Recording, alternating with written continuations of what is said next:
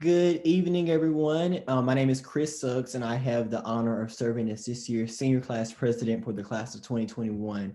And we are truly grateful and excited that you have joined us for the last lecture. This event, which is the second event of our senior week lineup, is set to be a thoughtful and engaging conversation with one of Carolina's priceless gems, our Professor Glenn Hinson.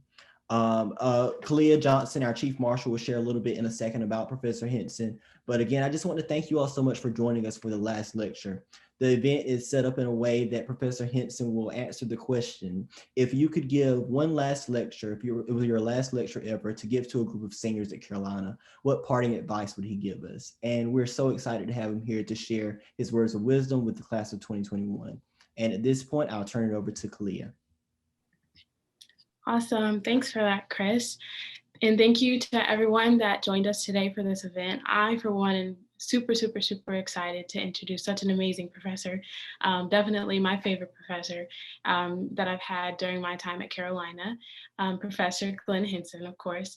He is a professor in the American Studies and the Anthropology Department. He got his PhD from the University of Pennsylvania, and then of course has accumulated numerous teaching awards while he's been here.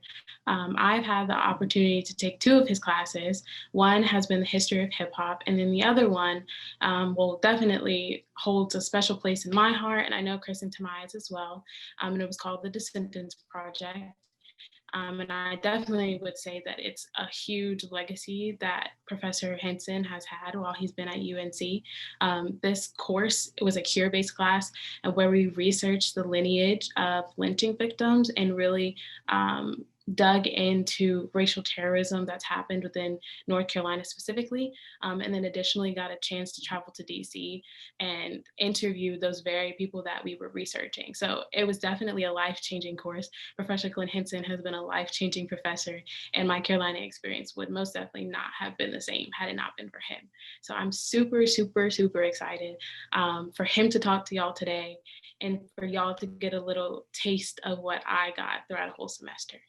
So without further ado, Professor Glenn Hinson. Thank you so much. What an honor-giving set of introductions.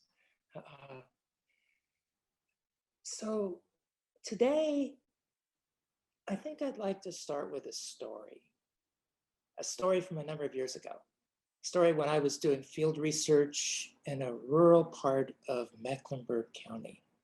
For those of you who don't know the county, that's where Charlotte is, though it's also got some decidedly rural sections.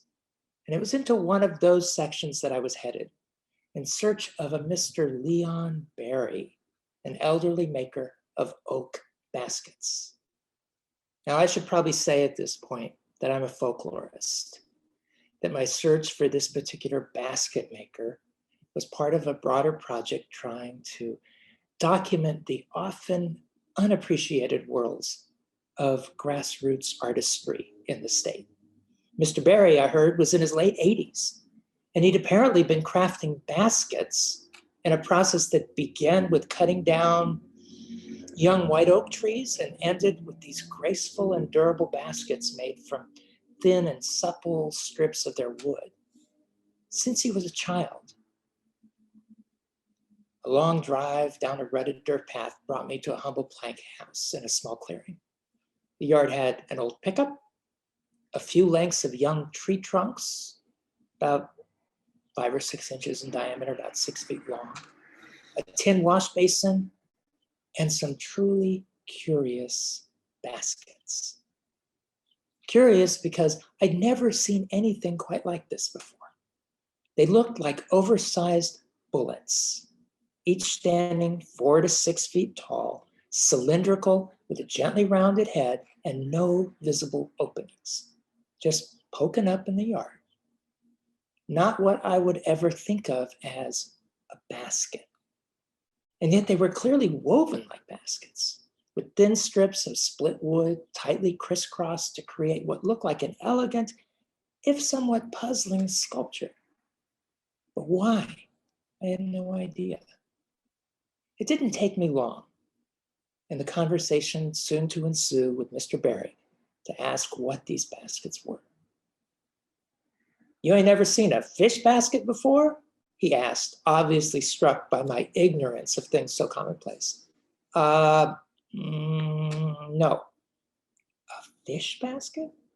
Now I was only more puzzled. Yeah, a fish basket, he says, for catching fish.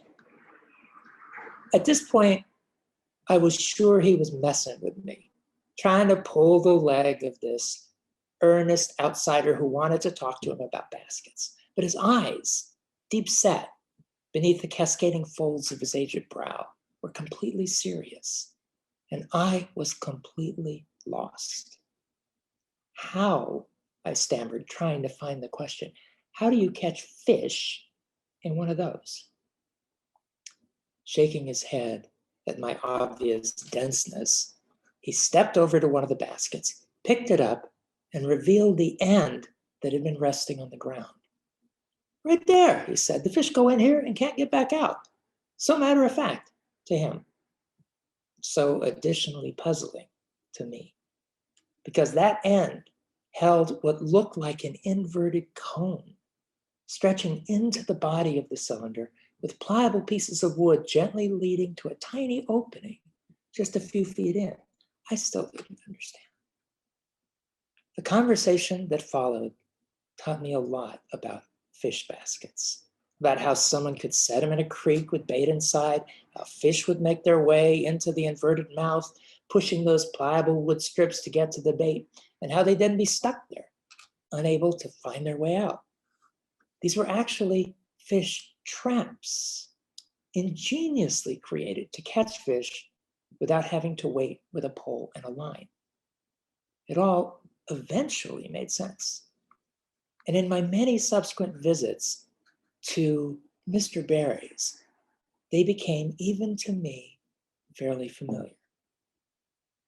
But it's not the trap's technology, if you could call it that, that struck me as the most interesting thing about these baskets.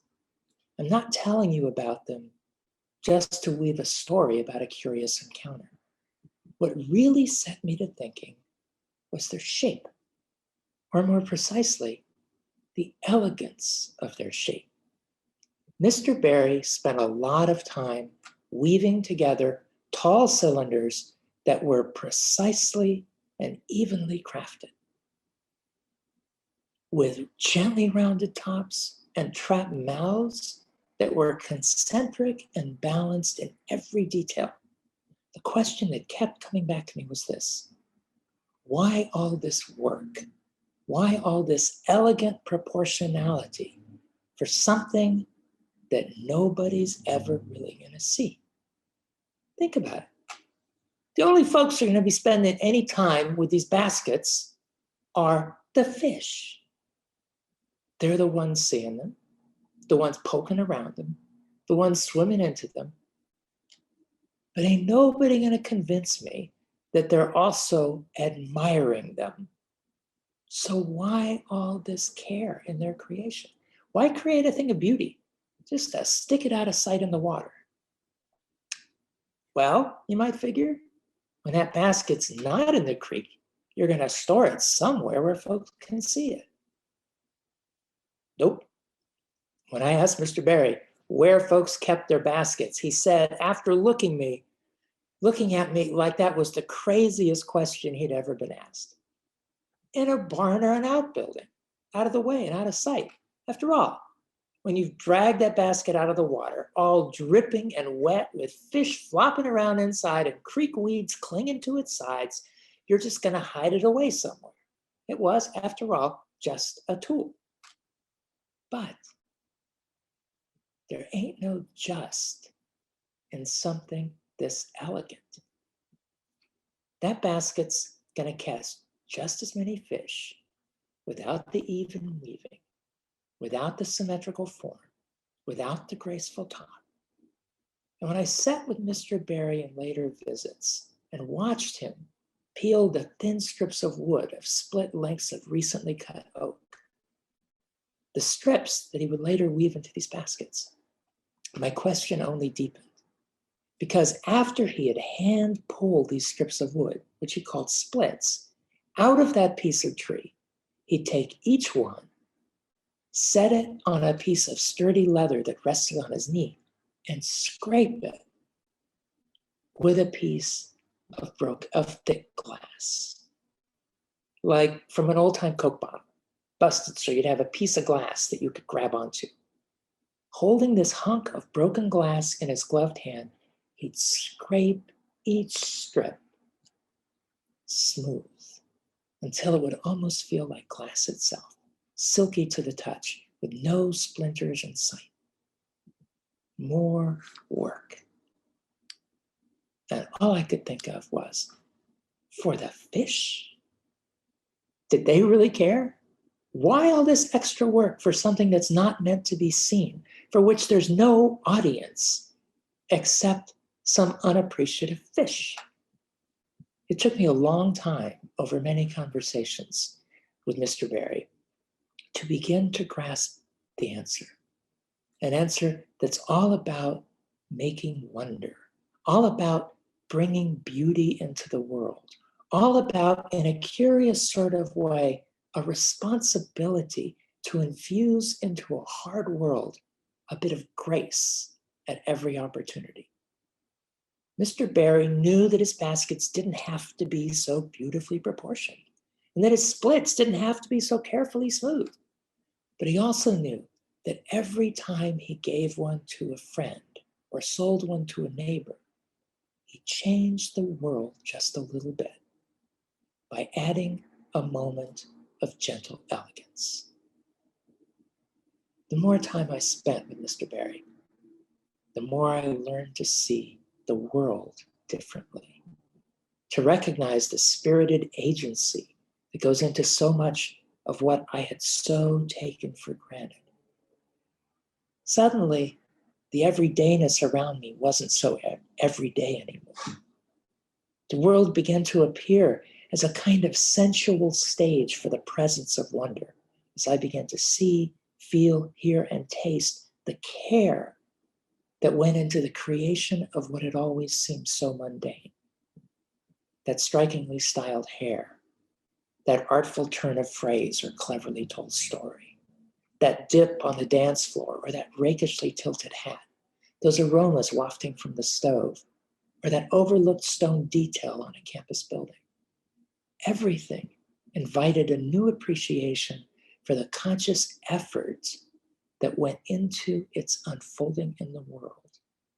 Those fish baskets, so awkward and opaque when first encountered, became guides for engaging and appreciating the creativity that now seemed to everywhere surround me. But this wasn't the only lesson that those fish baskets taught me, because their story also came with history.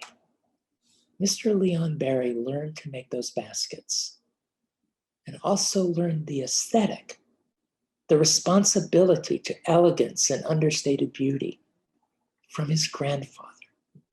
And his grandfather learned to make baskets while he was enslaved. You see, Mr. Barry and his grandfather were Black. And that not too simple fact completely transforms the story, adding a dimensionality to both the process of creation and the quiet meanings that now infuse it. Mr. Barry spoke with ease and eloquence about his grandfather and about the stories his grandfather made sure he heard and remembered. Many of those stories centered around the labor camp, the plantation, where the elder Barry labored through his young adulthood. On that plantation, he explained to his young grandson, his skill with his hands and his understandings about the ways of wood eventually freed him from the daunting demands of field labor. His emergently assigned job was to be the plantation's basket maker, creating cotton baskets to hold the blood-flecked bowls of cotton gathered in the fields, gathering baskets to cradle eggs, fruit, and vegetables carried to the big house, and fancy baskets for the enslaver's incidental and frivolous delight. He also, Mr. Berry recalled, made fish baskets, not for the white folks, but for those enslaved. Because in a cruel regimen where every ounce of the cornmeal and salt pork fed to enslaved laborers was strictly rationed, the possibility of dietary supplements of fresh fish caught in ways that didn't interfere with enslavement's sun-up to sundown labor schedule was a godsend. These fish baskets were thus more than just tools. They were critical sustainers of life, created and creatively utilized by the enslaved. Furthermore, these baskets were in all likelihood creolized versions of river traps widely used in West Africa. This is important. There seems to be no tradition of woven fishing traps on the European continent, but they're found across Africa in designs strikingly similar to those used on these shores. 19th century accounts of enslavement tend to confirm this legacy. When white reporters commented on the presence of fish baskets in the South, they always placed them in the hands of Black folks. Further, when references to such baskets appear in the testimonies of Black elders who were speaking about enslavement times, they again always appear as a commonplace feature of Black life. These baskets were, in other words, almost certainly an African technology adapted by enslaved African Americans to the very different natural environment of the American South. And this, in turn, adds another layer of meaning, that of legacy, to the equation. Now, let's revisit that first lesson, the one about ushering grace into the world, in light of this new bit of history. When Mr. Berry first explained the workings of the baskets, I didn't know anything about their past. Nothing about his grandfather, nothing about those passed down stories and skills, nothing about those West African connections. The lesson about beauty was enough. But now, that lesson gained a new set of legs. And those legs carried it on an experiential journey that took it to altogether new destinations of meaning. Consider for a moment the purpose of grace, the end point of elegance, the intent behind beauty. It's to enliven the spirit, to spark the senses, to stir and excite and exhilarate the emotions. We don't just observe beauty. We don't just encounter wonder. We experience them in a way that transforms. They change us, leaving us with a sense of fullness that, however seemingly fleeting and in the moment, continues to echo in our spirit.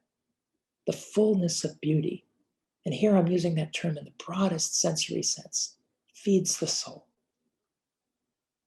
Now,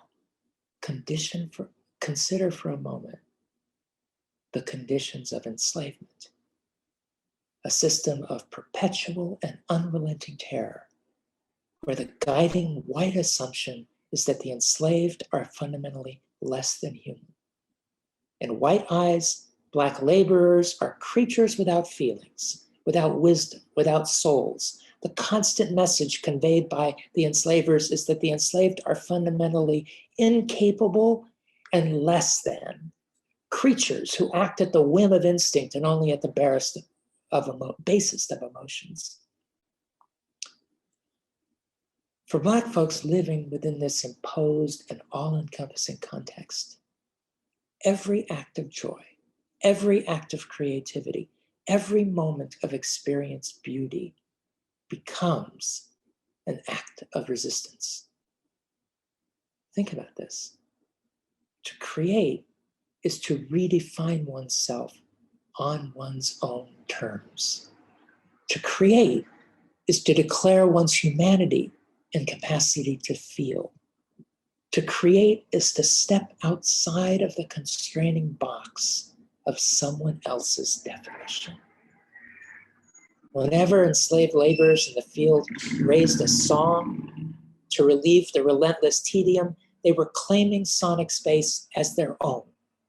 Whenever women stitched together discarded fabric scraps to craft wondrously pieced quilts, they were transforming their living spaces, however humble, into home places for beauty.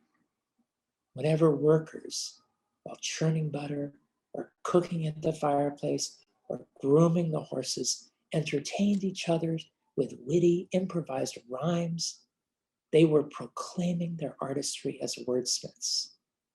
And whenever basket makers shaved the rough splints and crafted gracefully controlled forms from materials literally pulled from the wildness around them, they were defining themselves as wonder workers, as creators of elegance.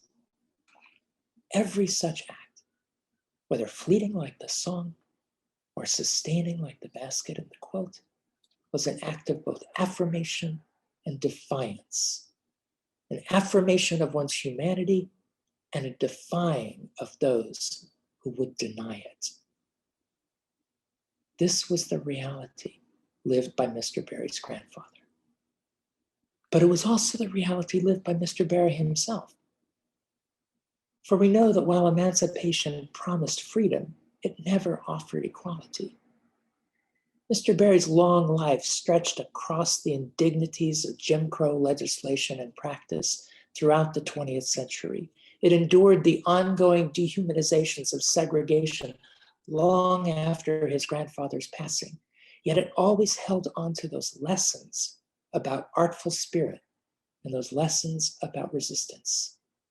To live life fully and to create wonder in that life, not only for oneself, but also for others, was to boldly challenge the constraints those others would impose. And in offering this challenge, it contributed to the creation of a community apart, a community bound by the blessings of spirited creativity. This is an important next step for us to consider. The fundamental objective of artistry, after all, was not to resist, but to nourish, to feed the soul. The resistance, the defiance, the declarations of denied selfhood were the consequences of context, but the cloaking in creativity was more fundamental. This was about crafting a world imbued with wonder, a world where children could grow up wide-eyed and imaginative, where they could not only feel safe, but also feel invited into unconstrained possibility. Experienced beauty was and is a kind of embrace, a constant reminder that no moment need be mundane, and that every moment offers itself for artful filling. This filling, in turn, gets experienced as a sharing, as a sense of connection that's collectively understood and appreciated, as a defining binding of communion. To hear that stretched musical note, to see that style and saunter down the sidewalk, to taste that perfectly fried hush puppy, and to behold that elegant fish basket reminds you that others are creating with care so that you might enjoy, so that you might be nourished. The experience of everyday artistry is the experience of a community that cares.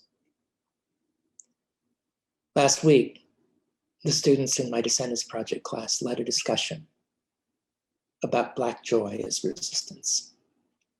They kept returning to moments in the Black Lives Matter protests of last summer, offering videos of marchers cutting a step as they marched, pushing notes as they sang, slapping high fives as they chanted.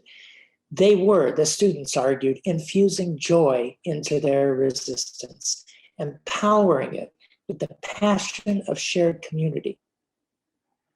As I heard their words, my mind went back to Mr. Barry's fish baskets. because the joy the marchers were affirming was a joy expressed through artistry, through moments of grabbed grace that proclaimed and affirmed and connected. It's a joy that reminded me of Mr. Barry's smile as he looked at a finished and beautiful basket. That smile wasn't only a mark of pride and work well done. It was a smile that acknowledged contribution and that imagined a communion that the basket itself would help to craft. It was a smile that claimed the joy and offered it to the world. So what lesson are we left with from this story of odd-looking baskets? First, it invites you to see the world through a lens that reveals wonder, to search for and celebrate the intentionality, the creativity that brings subtle and often unrecognized beauty into your everyday. Second, it invites you to consider that this beauty can carry stories far deeper than it first reveals. Stories that layer meanings in ways unexpected and unexpectedly deep. And stories whose pursuit offers new understandings of how to be and how to be with in the world. And third, it invites you to recognize that the effort to create beauty not only enlivens the world around you, but can also create a spirit of communion, of spirited sharing that can challenge and perhaps even transcend the barriers of difference. Put simply, artful creation, creation whose primary purpose is to spark the spirit, can wipe away the mundane and transform our every day into something far more wonder-filled and connected. It's not just about seeing the beauty. It's also about accepting responsibility to create it.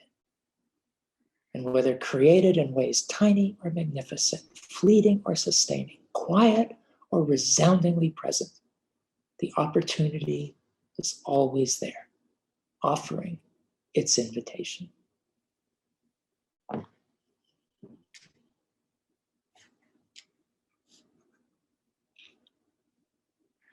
And that is the conclusion.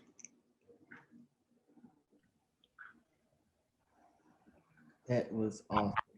Thank you so much, Professor Hinson, for sharing with us this amazing story of gentle elegance. I think that is something that will stick with me for many, many years to come.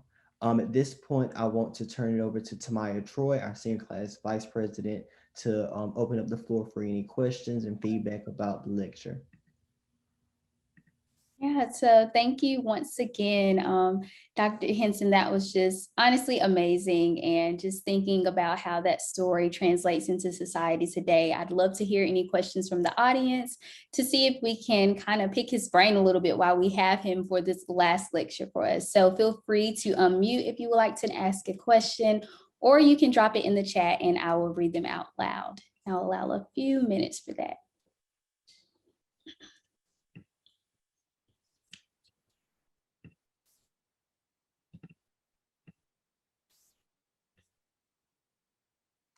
Okay, so I have a question while we're pondering thoughts and thinking about maybe what we want to ask. So you spoke about how Mr. Barry's grandfather making those baskets for the enslaved was an act of gentle elegance. And I think that that is a great example of a person extending grace and elegance towards people in society today. So I just wanted to know, as we continue to have people who are seen at the margins of society, what are some ways that we as Tar Heels and college graduates, soon to be, can go out into the world and extend that same grace and that same gentle elegance today?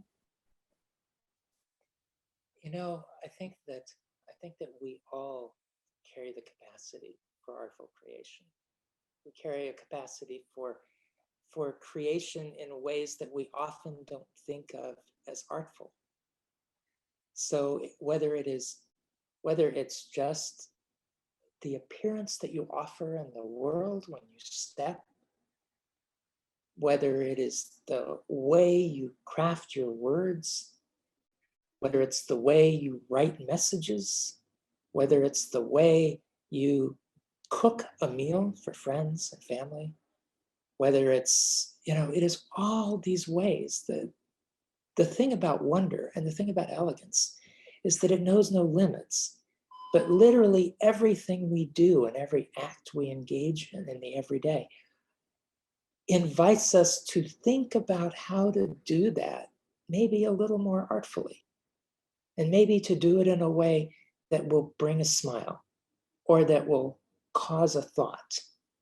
So I would say it's wide open. When I think of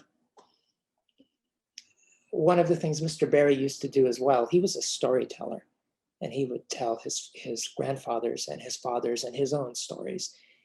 And he would always punctuate those stories with lots of little phrases and proverbs. And every time he did that, it was like he was punching it with just this moment of beauty. Just like he's going to add this little phrase into the story, and it's going to be his zinger. That was one of his favorite words, a zinger. It would be a zinger that would cause me as hearer to sort of step back for a moment and think, he's caring for this. He's not just talking. And I think that it's those tiny moments often, as well as the big ones, and those big ones, when I look out my window from where I am now and I see a wall that's sort of bombed with graffiti, and I think, that's beauty. That's kind of a wonder in the world where someone, some artists had made this huge contribution to the public and saying, look, this space, which was otherwise blank, this space is now filled with something that's going to not only spark your eye, but make you think. And I think all of those kind of moments, when you turn your radio on and you're driving the car and you claim that space with the music, that's one of those moments too. It's all about, offering to the world all those other things. Thank you for providing that answer. I think that is a great summary, and it definitely helped me. And I hope that all of you in the audience enjoyed that response. My follow-up question is going to kind of speak a little bit about your involvement, because you do a lot, you're very accomplished, and we're so proud to know you and to hear you speak about your experiences. And as in your many involvements that you've met so many different people from different walks of life and different backgrounds, can you talk to us a little bit about how, as we depart from Carolina and we meet so many new people, what advice would you give us to not only respect, but also appreciate different backgrounds and perspectives? That's a big question. That's a big question, Maya. I would say, and this will sound something like a platitude, I will say that when we go out with openness, always looking for the best in others, always recognizing that even others who are engaging in things that we might criticize, that we might say, I don't want to be a part of that we might say, why in the world are they doing that or thinking that or acting that way? That so often that which is leading them to that place is not perhaps their better self, but that it's our responsibility as we step into the world to look for the better selves, to not allow actions or words to so cloak our understanding of that other person that we then define them within the frame that we're carrying in our head. And if we instead think, how can I look beyond that frame? How can I try to figure out what the spirit is behind this person? And how can I figure out not only how to meet them in that spirit, but perhaps how to join them in conversation in ways that will yield new things, that will allow us to creatively craft new spaces, and perhaps not only for me to understand, but perhaps for me to change, to yield change in the world through our conversations. I really like that. Thank you so much for answering my loaded question. And I love how you ended it on the note of yielding change. And I think that's why many of us chose Carolina, because we wanted to make a difference and we wanted to be able to take away from this university. So thank you for charging us with that. I'm sure many of us will use that in the future. We do have a question in the chat from Catherine Smith. And she says, hearing you speak, you're so passionate about what you do and the people you speak to. What drives that curiosity, passion, and purpose?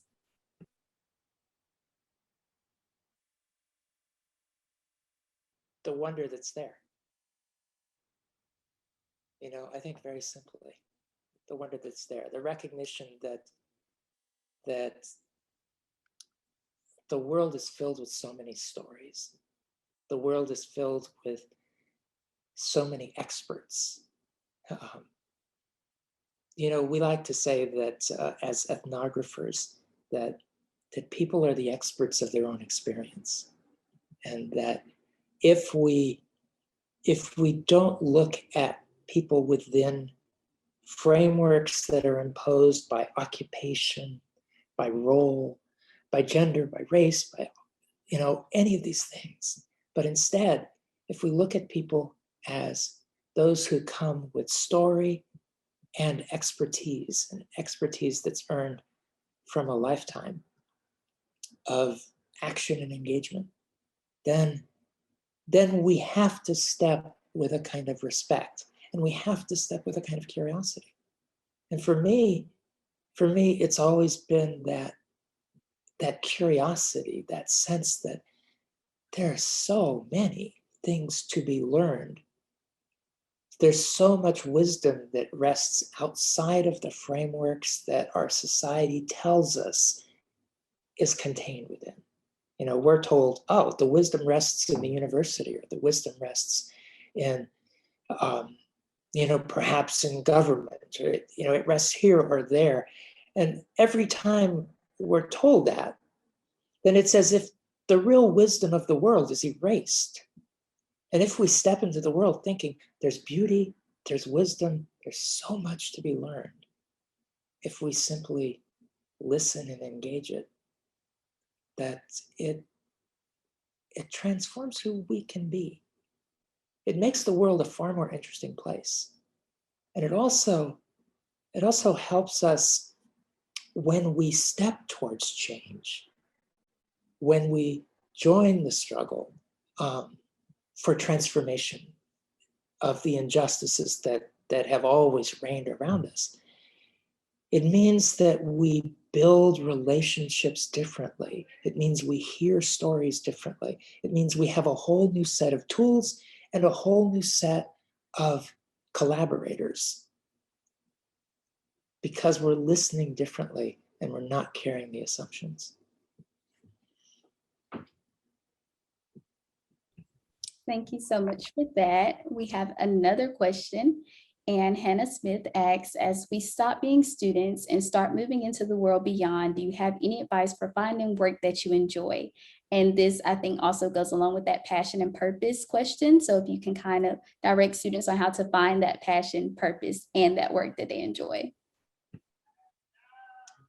So I'll tell you a story you don't want to hear, which is a story about how sort of I found that path. And I would say for me, the discovery of that path was mostly an openness to being guided.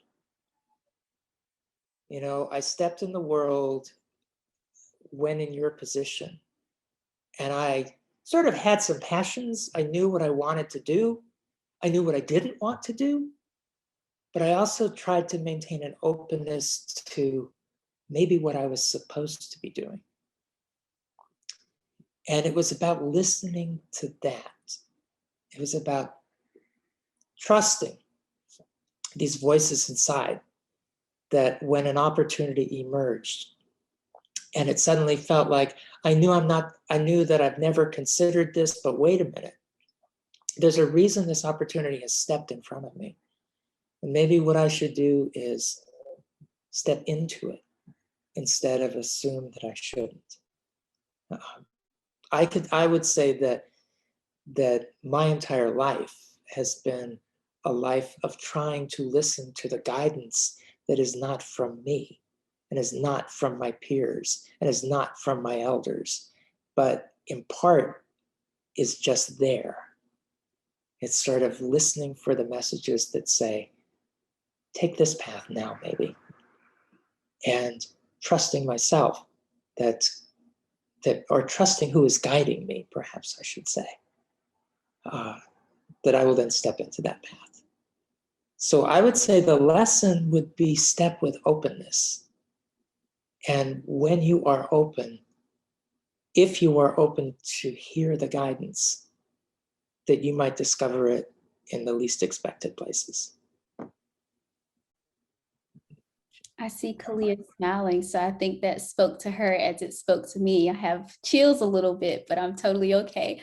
And I definitely think that as a lot of us are really navigating this post-grad world and figuring out our next steps, that listening to guidance and following the voice that you hear, even if you're not sure where it came from, it really is powerful. So thank you for giving that advice to us. We have another question, and it is from Natalie, and she says, did you ever get your own fish basket from Mr. Berry? And what is your own personal version of creating a fish basket? So walk us through a little tutorial here. Okay, tough questions. Okay, first of all,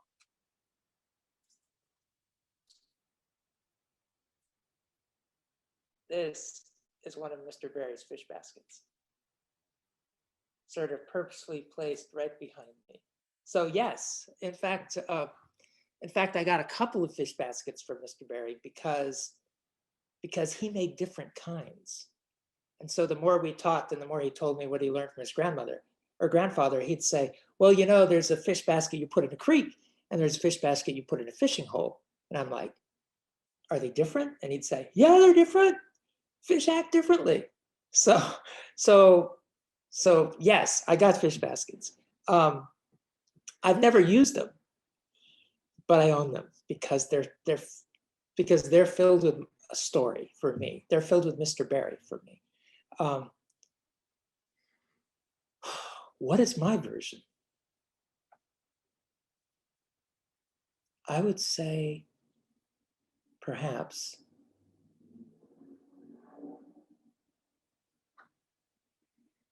playing with words.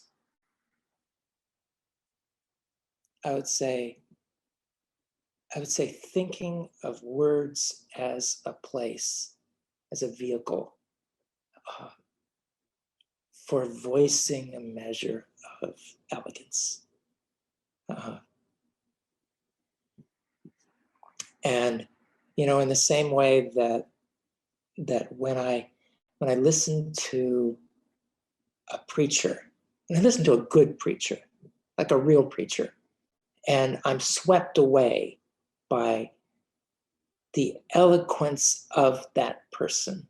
I would say that for me, so often, the goal is to think, how can I, in that most mundane of ways, use the gift we all have to try to capture little tiny moments of artistry.